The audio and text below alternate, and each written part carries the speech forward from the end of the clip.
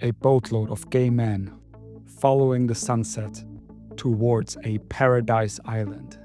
You're thinking, yet another Netflix dating show. I get it. But plot twist, this was 1938 in fascist Italy. And the man sending them there wasn't a matchmaker. Quite the opposite. He was Benito Mussolini. What the hell happened on that island? How was life there? And why is this story so beautifully ironic? Act 1. Mussolini's Dilemma. His regime worshipped masculinity, soldiers, fathers, athletes.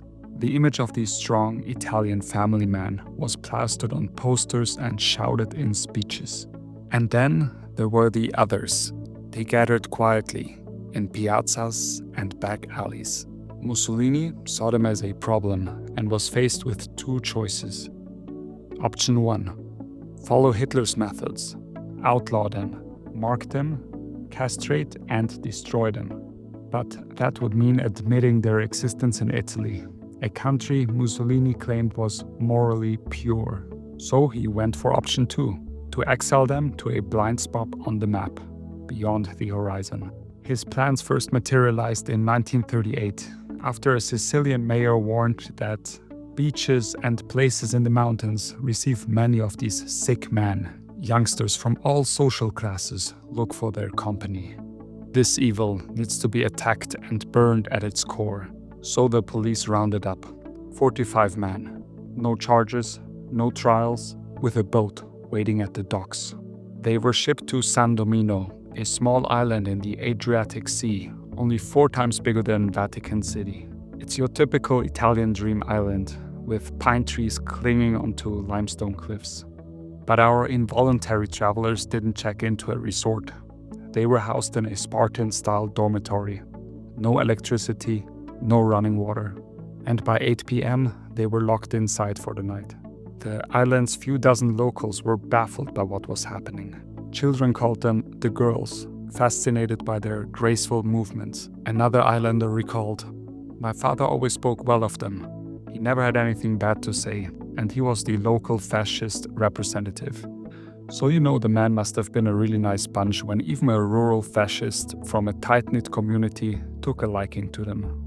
And now the big irony in the story. Despite exile, despite guards and locked doors, San Domino gave these men something they never had before: the freedom to be themselves. No families to shame them, no police to chase them. One exilee, Giuseppe, later recalled, "In those days, if you were a Feminella, you couldn't even leave your home. The police would arrest you. On the island, on the other hand, we celebrated Saints' Days, welcomed newcomers, did theater. We could dress as women and no one said anything. Of course, there were also romances and fights." Most exilees only stayed for a few months, some a couple of years. And when it was time to leave, many wept. Not from relief, but from grief. You might expect San Domino today as Italy's answer to Mykonos. Rainbow flags, beach parties, cruise ships of tourists making pilgrimage to Mussolini's failed punishment while he curses from his grave. But no. After the war, the island story was buried. Families didn't talk about it, politicians ignored it. For decades it was erased. Only in 2005 did activists install a small plaque in memory of the man exiled there.